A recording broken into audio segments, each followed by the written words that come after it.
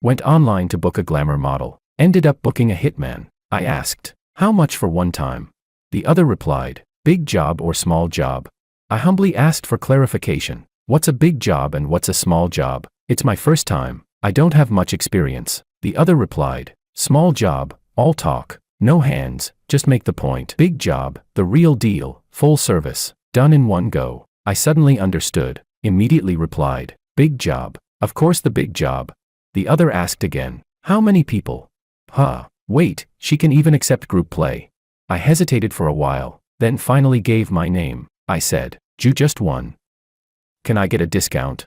Chapter 1. The 10th day after the breakup. It was once again that weekly time when my body ached with unbearable hunger. I tossed and turned, unable to sleep. In the middle of the night, I had no choice but to browse some foreign websites, looking for something to help me drift off, clicking around. Suddenly a photo full of explosive allure slipped beneath my fingertip. In my view, a woman wore a seductive black mask, her voluptuous chest about to burst from a tight leather outfit. The only skin revealed was a pair of delicate jade-like hands gripping a weapon, slender and white as lily buds. The oversized weapon in those hands created such a striking contrast. I couldn't help but imagine the way her long fingers would squeeze the trigger, if only what lay beneath her fingertips wasn't the trigger, but instead, I instinctively covered my tingling nose. A goddess, truly a masked, busty, mature queen.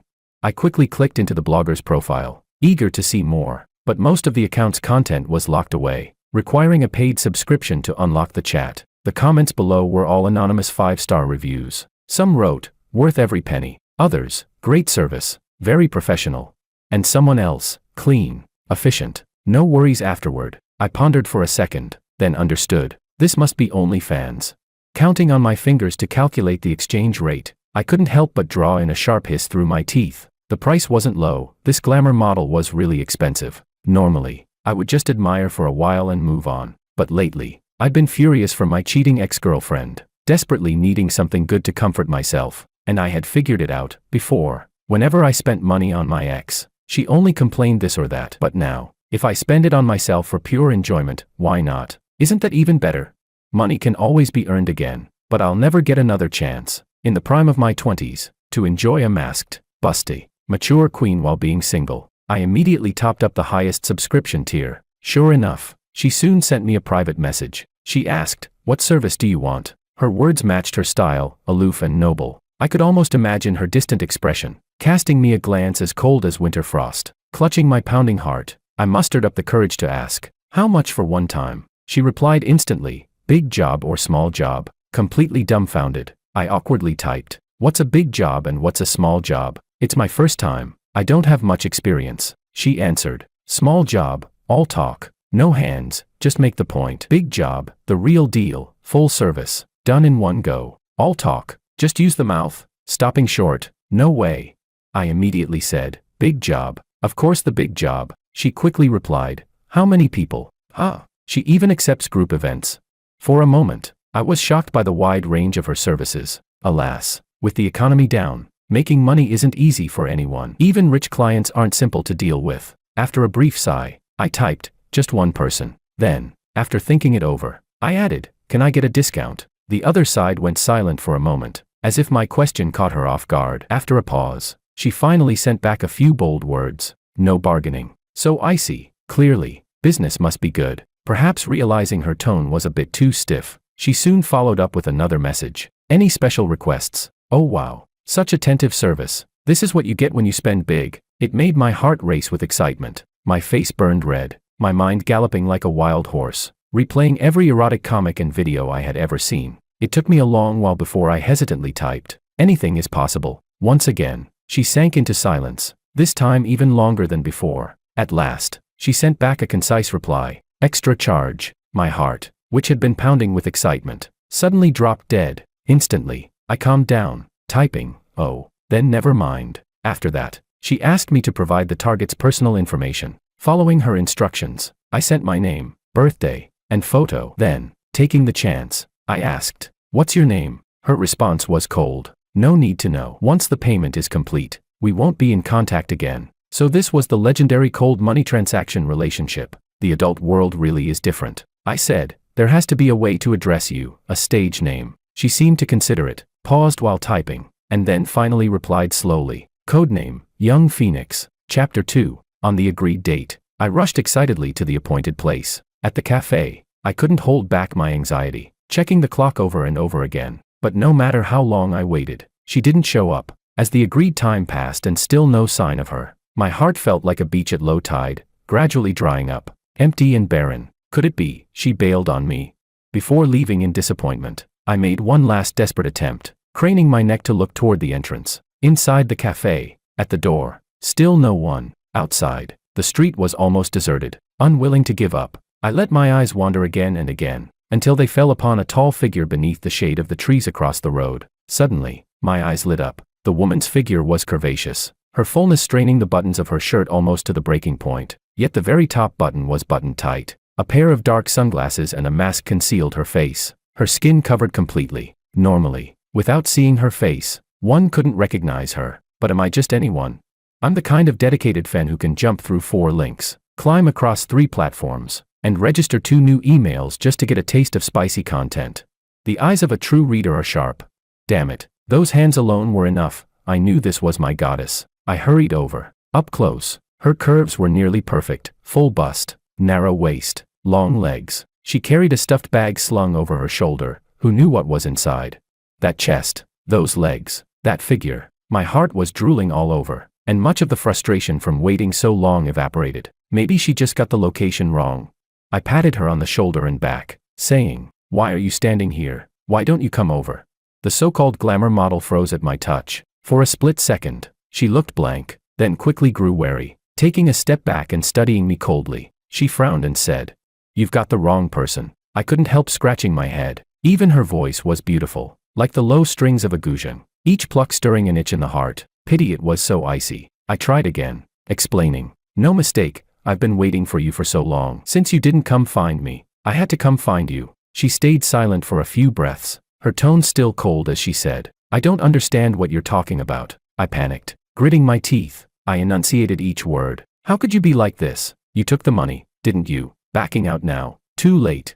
The woman went quiet, her chest rising and falling once as if she exhaled a long breath. As if giving in, she removed her sunglasses and mask, revealing a stunningly cold and beautiful face. One hand slipped into her bag as she stepped closer. Her long, narrow eyes glanced at me, as if evaluating my intent. She narrowed them and asked, "Since you already know, what do you plan to do?"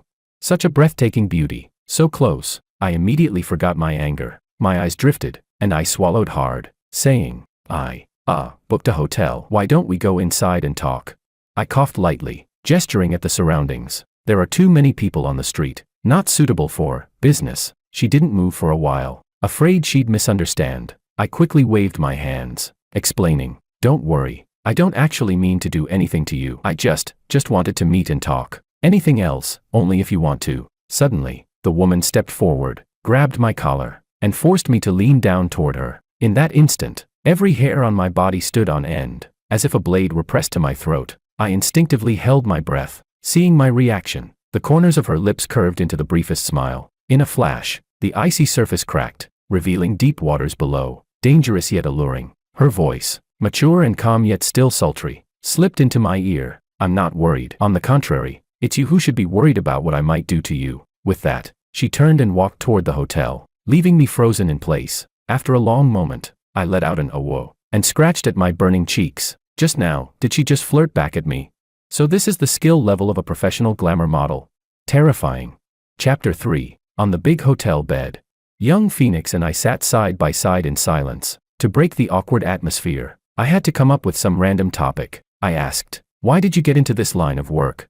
She answered, "I can't do anything else." Immediately, I pictured the classic tragic backstory, a poor girl dropping out of school and forced down the path of nightlife jobs. I tried to comfort her politely. I said, "Doing this isn't bad either. The profession has a long history, you don't need to feel ashamed." Young Phoenix didn't seem to like talking about her profession. She frowned and asked, "Let's talk business. What do you want to do?" Straight to the point. Isn't that a bit fast?" Blushing, I rubbed my hands nervously and said, "Oh okay, what can we do? Can we, bang bang bang?" Her brows furrowed deeper. She gave a cold snort and said, "I bang you." Does she mean she's the one doing the action? Confused, I asked, "Isn't it me who bangs you?" She snapped, "No way." I was speechless. I said, Then maybe we can start small, fire a shot to warm up. She replied, no way. I was dumbfounded. Then, touching a little. She said, still no. I sighed. At least let me touch your chest then. She firmly declared, of course not. Her sudden rise in volume startled me. I stared blankly at the woman who had scooted a step away. The tips of her ears flushed red. Why so worked up? The things I asked earlier were way more excessive. Maybe touching her chest was her sensitive trigger point. Thinking it over, I simply asked directly, so you sell your skills, not your body? She thought for a moment, then nodded. Correct. A virtuous woman. Steadfast and pure. Looks like tonight I'll just be chatting under the covers. Bored. I yawned. Fine then. I'll take a shower. Do as you please. She didn't move a muscle, as if unconcerned. But when I came out of the bathroom, I saw young Phoenix sitting at the head of the bed, scrolling through my phone. Fury ignited. Hey, don't you have any professional ethics?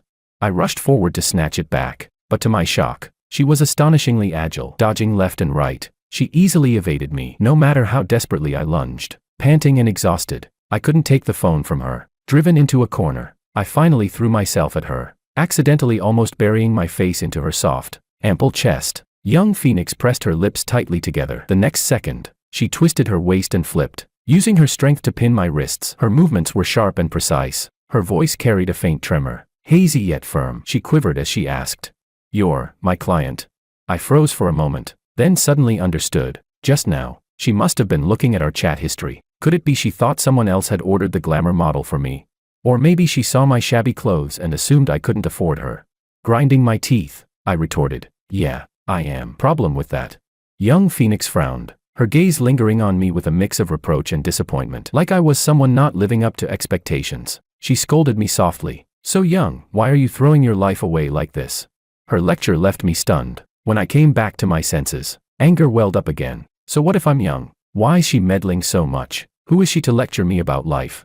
Chapter 4. She said coldly, "I won't take this job." The woman tossed out those words and got up to leave. I stared blankly as she turned and walked out. Now I finally understood, this industry doesn't serve the poor. Even glamour models wear tinted glasses of prejudice. This was outrageous. I was going to write a 500-word negative review about her. Fuming, I jumped up from the bed, throwing on my clothes. I stormed after her and shouted down the hall, "If you won't do it, plenty of others will. I'll go buy someone better right after this. I'll buy 10. The figure ahead of me suddenly froze. She turned back, her expression complicated. "You mean, if I refuse, you just go buy someone else?" She walked back to stand in front of me. Her tone was nearly heartbroken. She bit her lip and said, "Can't you think of something better? Give up on such thoughts. Must you really insist? I'm not a monk, why shouldn't I have worldly desires?" I was just about to argue with her, when suddenly, from behind me, came a sickeningly familiar voice. Someone called out with a laugh, "George, what are you doing here?" Annoyed, I turned around. Sure enough, I saw the pretty but utterly detestable face of my ex-girlfriend. Maria was loosely dressed in a black silk slip dress. A trail of hickeys stretched from her neck down to her collarbone. Who knew whose bed she had just gotten out of? Not long ago, I discovered she often went looking for casual hookups. I even caught her red-handed in bed. Back then, Maria had casually put on her shirt, leaned against the hotel headboard, and lit up a slender cigarette. Elegantly, she blew smoke right into my furious face. With a cold snort she had said, "I don't see what I did wrong. Yes, I cheated, I won't deny it. But if you had treated me well enough, would things have ended up this way?" Seeing me silent, she had leaned closer, almost coy, and said, "Gio, don't blame yourself too much. Since we both made mistakes, let's just change together, okay?" It was like icy snowmelt pouring over the lava of my rage. At that moment, I suddenly went calm. Maria may have worn a human face like mine, but the difference in values between us was wider than between man and dog, and there's no point reasoning with a dog. I yanked my hand away and, with a sharp crack, slapped her across the face. I snapped, Change your damn self." As I left, I caught sight of her stunned, frozen in place. Her cigarette slipped to the carpet, burning tiny, irreparable black marks. I closed my eyes, forcing down the ugly memories rising in my mind. But on the opposite side, the barking dog wouldn't stop. Maria looked me up and down, tilting her head in amusement. "What, did you come here to check up on me? You only just said you wanted to break up, and now you regret it so soon." She smiled faintly and said, "Playing hard to get, are you? Fine, I'll forgive you this time." Oh God. If I were guilty, the law would punish me, not send this plague of a woman to torment me. I felt so nauseated I wanted to vomit. Then a thought struck me, why should I be the only one suffering? Glancing around, I suddenly pulled young Phoenix close from beside me. I wrapped my arm around her shoulders intimately and said with a smile, "Careful with your words, my girlfriend might get upset if she hears that." Maria was incredibly arrogant. She believed that someone who once pined for her, after being dumped, would take ages to find someone new. To someone like her, this was nothing less than another slap to the face. As expected, Maria's expression stiffened, but moments later, a malicious smile crept onto her lips. She rolled her eyes at young Phoenix and sneered, "Oh really? Then you must be desperate. After all, you're recycling trash that even I couldn't bother with." She sighed theatrically and said, "Girl, let me give you some advice, don't get lovesick over him. He's a broke loser who can't even afford an iPhone on holidays. All he does is send money transfers. He can't give you any emotional value. I was just too stupid back then, sticking around to suffer with him." My blood boiled with rage, but before I could explode, a hand tugged at my arm. Young Phoenix stepped forward, casting a cold glance at Maria. With a short, mocking laugh, she said, "Are you insulting yourself?" She continued, "On holidays, what did you give him? What emotional value did you provide? Nothing." Silent. "Then aren't you worse than him? You said you suffered with him, but doesn't that just mean you had nothing either? Otherwise, why would you have suffered? If that's the case, with or without him, you'd still be suffering. So what right do you have to blame him? Society trains men to give more in relationships, so people assume men earn money only to spend it on women. That men should transfer money on every holiday, buy gifts, create surprises, create romance, as if a man's entire life exists just to make a woman's life happier. And if a woman feels unhappy, it's naturally the man's fault. Maria clearly never expected this, that another woman, young Phoenix, would step outside the unspoken rules, and instead turn the standards used to judge men back onto her. She was struck dumb, gaping for a long time. Finally, unable to maintain her composure, anger filled her eyes. She bit her lip and stammered, You. Young Phoenix interrupted her lazily. "Want a fight?" She cut Maria off and stepped forward firmly. I was about to say something, but then remembered how she had pinned me down earlier. Tall and commanding, she stood proudly, making Maria's petite frame seem even smaller. Maria glared at her darkly. After a long pause, her gaze slid past young Phoenix and fixed on me. The hatred in her eyes felt like it could skin me alive. She bit her lip and said coldly, "Fine, I'll remember this." Chapter 5. After Maria left, I awkwardly thanked young Phoenix. I said, "I'll pay you extra." Though our outlooks were different, she seemed like a good person. Young Phoenix didn't respond immediately. She studied me for a moment, hesitation in her eyes, and then asked, "Did you hire me because of a breakup?" She saw through me. I shifted uncomfortably, nodding, "Yeah, sort of." Young Phoenix let out a deep sigh. Her gaze softened, carrying a faint trace of sympathy. She said, "She's not worth it. Treasure yourself, live well. You only have one life. I'll refund your money. Don't ever do this again, all right?" I was a little stunned. I'd heard of buyers persuading sellers to quit, but never the other way around. What a virtuous and upright woman. Still, she had just helped me. Her advice seemed well-intentioned. I tried to read her expression, but after 1 second, my eyes accidentally drifted downward. Alas, it was all her fault for being so abundant. Her chest blocked my view, leaving nothing else in sight. I said, "I'll think about it, but can I still reach out to you again?" Then, remembering her rules, I quickly added, "Nothing else, just for chatting." Young Phoenix nodded seriously. "If you need me, reach out anytime." She extended her hand, and we shook. She said, "Let's start over. My name is Willow." From that day on, Willow and I became ordinary online friends. She sent me good morning, good afternoon, and good night every day. She shared beautiful snippets of daily life, a brilliant sunset, scarlet autumn leaves, a stray kitten by the street, but for some reason, whenever I went quiet for too long, she turned into a Yandere girlfriend. She messaged, "Check in. Why haven't you replied for an hour? Where did you go? What are you doing? Answer me." God, she really made me want to cry. She used every possible tactic just to stop me from booking another glamour model, until one late night, I finally couldn't hold back and had an honest talk with her. I said, "I think people should be free to make their own choices. Why do you always stop me?" After a long while, Willow sent me a string of long messages. When I looked closely, all I saw was garbled censorship marks. The messages showed, "My mom left me when I was very young. So my father was like you, he also wanted XX. After my mom left him, he couldn't suppress his urge for XX. In the end, he abandoned me and went to XXXX. Later, I learned that an excessive desire for XX is a mental illness. Whatever you're feeling, you can always tell me. Don't be ashamed. You're just sick." Damn these trashy SNS platforms. Their filters are even stricter than forum posts. Luckily, I had years of experience reading certain web novel platforms overflowing with XX, even without knowing the exact words. If they were censored, then assuming the most sexual meaning was always a safe bet. After a moment of thought, I quickly guessed the gist. She seemed to think I was a sex addict. She even cited her father's example to warn me not to indulge in desires. But wait, her father already booked glamour models back in his day. Wasn't it stricter back then? To make sure I understood correctly, I replied with the same censored words deliberately. So the conversation ended up looking like this. Actually, I don't always want XX. It's just that sometimes I can't help trying XXXX. Don't worry, I won't go XX behind your back if I need it. I'll tell you first. Perfect. I scored full marks on the fill-in-the-blank test.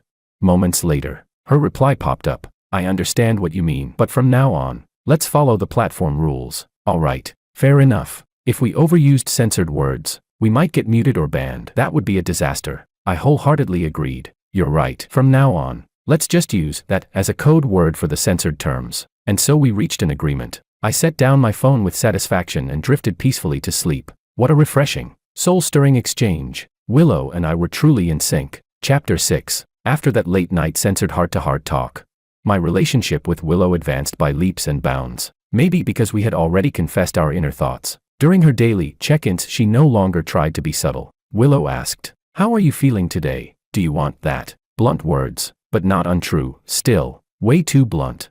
I hesitated for a long time before replying nervously, "I'm okay." She didn't seem to notice my embarrassment at all. Willow messaged, "If you want it, you must tell me. I'll come find you immediately." I asked, "And what would you do if you came?" "Just chat." The input box flickered for a long while. She must have been thinking it over. Finally, she sent, "Is there anything you want to do besides that?" I pondered a second and replied, "Let me touch your chest, or your thighs at least." Willow replied, "If I let you touch, will it make you give up the idea of that?" I answered, "Not sure. Maybe it would ease things a little." She suddenly went silent. Looks like she wasn't willing to let me touch. Disappointed, I shut off my phone. 10 minutes later, the screen lit up. Willow had sent a very refreshing picture. She said, "Touching isn't appropriate, but can you look instead? Does it cheer you up a little?" Oh, it did more than cheer me up. A surprise busty goddess.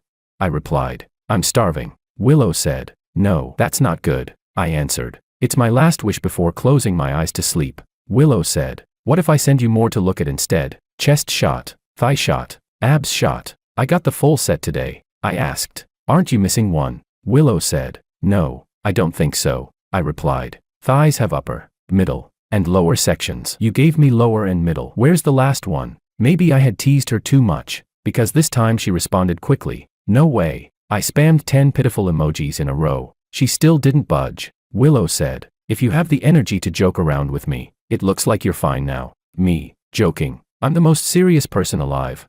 Rolling up my sleeves, I prepared to keep pushing, determined to prove my desire to see it. Willow said, "All right, behave. There's always tomorrow." I immediately typed on my knees, "Okay, I'm always the most obedient." Then I added, "Can I see a photo of you wearing a bell collar, with a chain attached in the middle?" Willow replied, "Depends on how you behave." TSK. This girl had learned on her own how to hold leverage over me. Ha, child's play. When faced with wicked temptation, of course I chose to say, "Yes, more." Chapter 7. From then on, it was as if Willow had unlocked a new switch. Every day she found new ways to send me all kinds of sultry photos. At first, her technique wasn't great, her body did all the work. But under my constant coaching, her photography skills improved by leaps and bounds. Soon, she could infer from a hint, draw lessons from one example, and innovate. Before long, she no longer needed my specific guidance. The photos she sent were more and more irresistible, enough to make my blood boil. 2 months later, her skill rivaled the top borderline streamers on TikTok. The rarest thing was, every photo hit my preferences with pinpoint accuracy, almost as if she was deliberately trying to please me. Even I, dense as I was, couldn't help but sense a different meaning. Was Willow interested in me? But considering her profession, maybe it was just business, flirting as part of the job. What exactly did it mean? I racked my brain, but couldn't figure it out. So when I met up with my buddy David, I tentatively asked him, if there's a glamour model who chats with you every day, sends you lots of photos, and not only refuses to take your money, but even tells you not to spend money on others, what would you think it means? David didn't hesitate. That's a romance scam. Unconvinced, I pulled out my phone, but her boobs are really huge. After examining the photos, David's attitude shifted instantly. He waved his hand decisively. You should have said so earlier. If you're getting to play, you're already profiting. After thinking for a bit, he added, just don't get into feelings. Love stuff is always the biggest hassle. Seeing me hesitate, he immediately scolded me. Did you already forget? After your last breakup, you bawled over that shameless cheater and dragged me out drinking for 3 days straight. I scratched my head guiltily. Feelings are like spilled water. Once poured out, they can't be reclaimed, even if a breakup is decisive.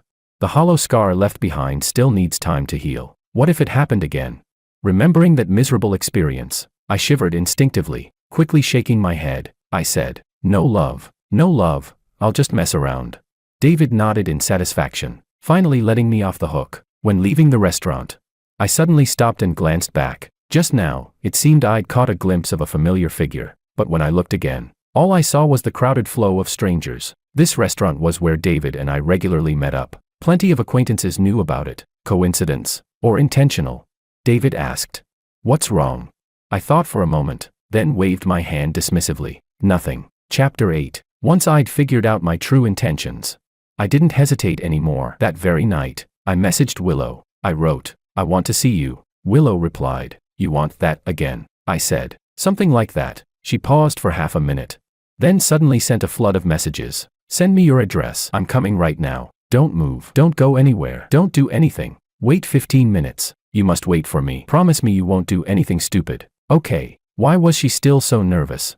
I'd already promised her I wouldn't hire another glamour model. I quickly replied, okay, I'll wait for you. 12 minutes later, a woman knocked on my door, panting. She was dressed in a black off-shoulder tight dress, an overcoat hanging on her arm. Her chest rose and fell as she caught her breath, the fullness glowing under the light with a deadly allure. As she steadied her breathing, she explained, the last few traffic lights were jammed. I ran over here. The moment she entered, she anxiously looked me up and down. You're okay, right? You didn't do anything, did you?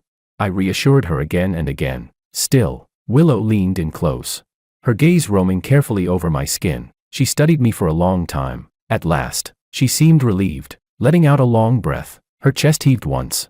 Then she reached out and pulled me tightly into her arms. In that instant, I felt two soft, springy mounds pressed firmly against me. I collapsed in 1 second, so happy I could hardly breathe. Willow's soft murmur carried through the vibration of her chest into my ear. Her voice quivered with grievance. Do you know how worried I was? My heart warmed. I cupped her face, about to kiss her, but then hesitated and asked, can I? Willow gave a playful smile, suddenly tiptoeing to kiss me first. Then, yielding, she let me scoop her up and fall together onto the sofa. We kissed with restraint, just tasting lightly. She nestled against me, clearly wanting to have a long talk. She said, there are some things I haven't told you yet. Actually, the reason my father turned out that way was because my mother cheated on him. In short, a cheating mother, a lonely father, a helpless daughter, and a broken family. I could listen to the wounds of your childhood home, but you know what I want to do after listening, right? I half listened absent-mindedly, responding with the occasional or aha. Finally, when she was about to move on from her parents to herself, I couldn't take it anymore. I flipped her over, pinning her down, sealing her lips with mine. What's all this rambling for? Don't you have energy to spend somewhere better? Willow sighed helplessly, looping her arms around my neck, lying beneath me as I kissed her for a long while. Then she asked, you don't want to die anymore?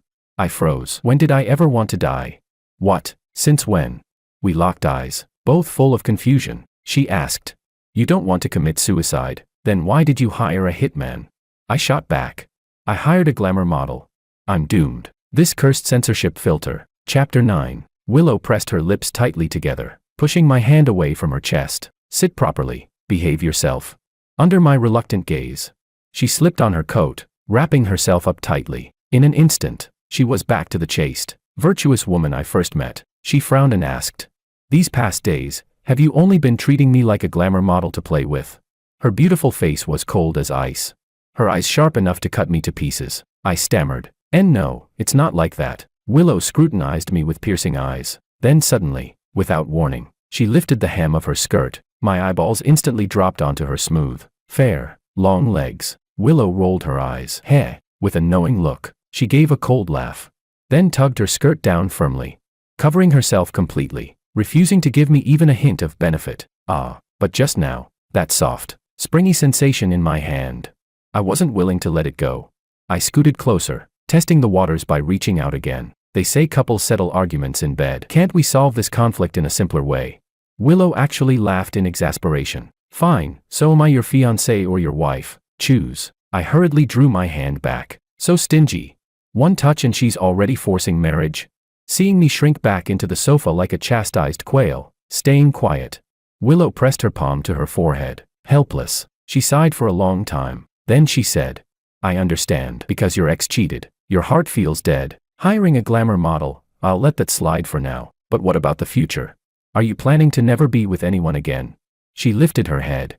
Her eyes locked seriously on mine. The look she gave me was pure and crystal clear. She bit her lip and said, even if you don't love me, that's okay. I just hope you won't punish yourself for someone else's mistakes. Not being a simp doesn't mean sealing your heart away. Don't give up on your ability to love and be loved. You're a good person. You deserve all the best things this world has to offer. My mind was in chaos. I turned my head aside, avoiding her gaze. For a moment, I couldn't say a word. Willow's phone kept buzzing. She waited a long time, but when no reply came from me, she finally stood up, her face full of grievance. All right, as long as you're okay, that's what matters. I have things to do, so I'll leave for now. I might be busy these days. Let's both take some time apart and think things over. Before leaving, Willow leaned close to me. Her voice was light and gentle as she said, George, if you never give, of course you won't lose anything, but you might also miss many beautiful sights. One day, you may realize that when you meet the right person, giving is mutual. The door closed softly behind her. My eyes grew hot. I slumped into the sofa, drained. Had I disappointed Willow? Did Willow hate me now? The air was still filled with her scent. Her warmth still lingered in the fabric. This relationship hadn't even begun. Yet somehow, it already felt like it was ending. Chapter 10. I went back to my old life. Day after day, it was just work and home. The same routine. Occasionally, I would share little things with Willow. A funny joke online, office gossip, or messy scandals overheard from the neighbors. But she really did seem busy, as she'd said. Her replies were no longer as enthusiastic as before. No more daily photos, just a few short words, followed by silence. When it rains, it pours. Not long after Willow faded from my view, suspicious traces began to appear in my life. First, at work, the receptionist called me over mysteriously. A pretty lady sent you breakfast. Inside the lunchbox was a delicate little card. On it was written, I know you still love me. I said, throw it away. And I smiled at the receptionist. Then, when I came home, there was a package at my door that I hadn't ordered. When I tore open the box with my name on it, inside were sultry pieces of private lingerie. They were doused in perfume. Expressionless, I tossed it straight into the trash. Later, I received messages from an untraceable number. When I opened them, they were nude, faceless photos. One by one, I deleted them and blocked, as if anticipating my reaction. The screen lit up again. New messages appeared. I miss you so much. Do you miss me? Why aren't you replying? I've got your photos with that glamour model. Should I send them to your work group? I stared at the screen for a long time. From initial seduction and teasing, to now, outright threats. The malice had grown heavy, no longer hidden. Her patience must have been running out. I thought it over. Then opened my contact list and typed out a message. A few days later, in the evening, I went downstairs to take out the trash. The trees in the night cast swaying shadows in the wind. Suddenly, someone hugged me from behind. Maria's voice, with a smile, whispered, Gio, did you miss me? Her head rested against my back, murmuring softly, as if we were lovers sharing intimate moments. She said, I knew you couldn't let me go. That new girlfriend, just a lie to fool me. You drank yourself drunk and booked a glamour model because of me. And even said you'd stay lonely for the rest of your life. Gio, you love me so much. I wasn't surprised. I turned around and asked, that person following me and David at the restaurant that day, that was you, wasn't it? What are you trying to do? Maria's eyes shone with hope. Let's get back together, I said flatly. And if I refuse? She didn't care. I suffered so many years with you. Either you compensate me for my wasted youth, or you pay off the 100,000 yuan in online loans I owe. That didn't surprise me at all. Maria had always lived on reckless spending. Back then, she had me, the simp, covering her debts. After breaking up, she clearly hadn't found a replacement sucker. So she came back to me to foot the bill. I laughed. So basically, you just want me to keep being your idiot ATM and pay off your debts. She snorted. If you don't agree, I'll accuse you of sexual harassment. You've got my nudes. You even have my private lingerie. Late at night, if I call the police, you're finished. I sneered. You're framing me. Aren't you afraid they'll find out the truth? She smirked, hugging my arm intimately. Who would care? I'm a woman, at most. If they found out, I'd just apologize. But you, if you get labeled a harasser, your whole life is ruined. Think carefully, I asked.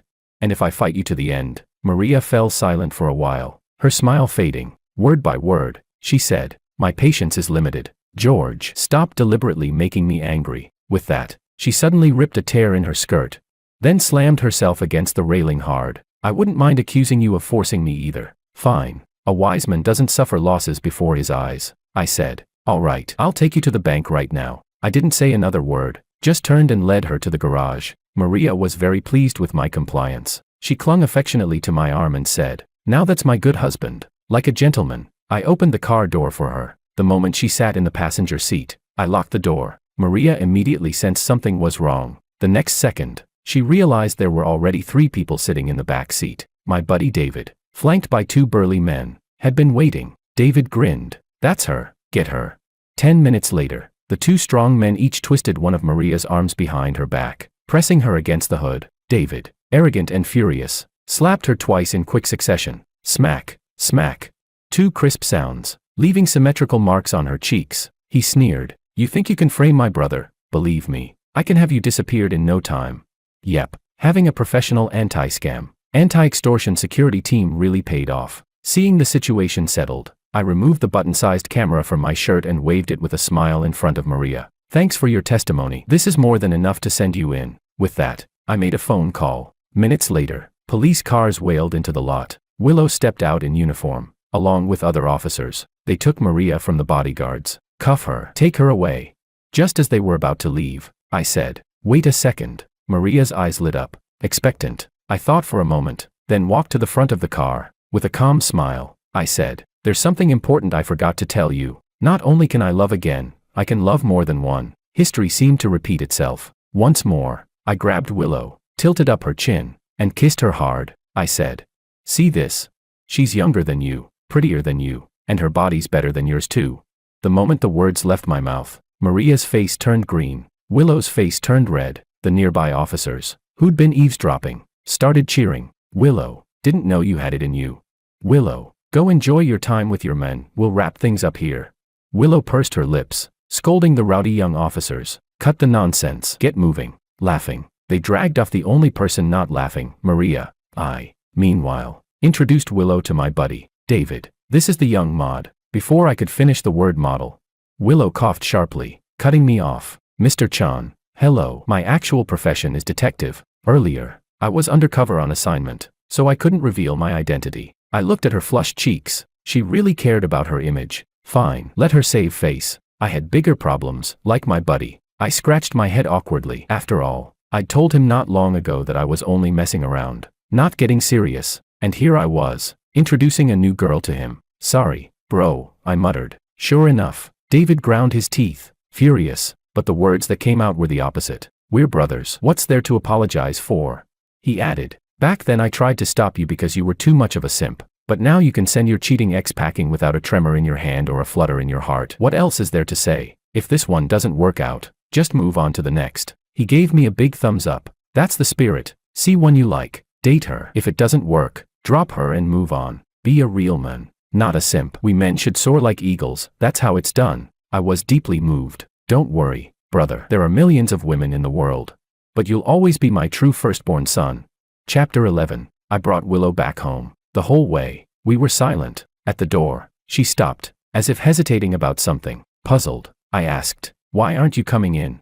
She bit her lip. Oh. After a moment of struggle, she seemed to steel herself and stepped inside. George, I want to apologize. After last time, I've been buried in work and never got to really talk to you. It was the first time I'd seen Willow in days. She looked a little thinner. Willow took a deep breath, then slowly reached to unbutton her top. I have a gift I want to give you. The collar opened, bit by bit, revealing what lay beneath. A bell collar, its chain dangling in the deep valley of her chest. Just as I had once described, I almost had a nosebleed on the spot, like a tiger pouncing. I threw her onto the bed. She shut her eyes in expectation. 2 minutes later, she opened them in confusion. Ah, that's it. Mortified, I said. I got a little too excited today, couldn't control it. Willow instantly understood. She tied her hair back, bent down, and said while working, It's fine. Lasting even a minute is impressive. I was speechless. Without a word, I regrouped, then suddenly rolled over and pressed her down again. Today, I had to prove myself, with the real thing. 3 days later, I was trembling, legs shaking, and insisted on going outside. I admitted it, I was wrong. Now, whenever I see the sofa, the windowsill, the table, the mirror, the carpet, I have PTSD. I can't breathe. Suddenly, a light bulb went off in my head. I said, right, I still haven't gone to the station to give my statement about Maria. I'll head to the police. My newly official girlfriend didn't seem concerned. Instead, she gave me a sharp look and said seriously, since you brought up the station, there's something we need to settle properly. Confused, I asked, what is it? Willow sneered. You ordered a glamour model. According to Article 66 of the Law on Public Security Administration, you'll be detained for no less than 10 and no more than 15 days. If you do it again, I'll cuff you. She glanced around, her fingertips tapping on the crossbar at the head of the bed. She said, this would be a good place to cuff you. 10 days. Is that even human language? I swore to the heavens on the spot. I won't order again. Absolutely never. No one follows the law more than me. Thank you. Willow finally laughed. She gently kissed the corner of my mouth and said, ordering me alone is enough.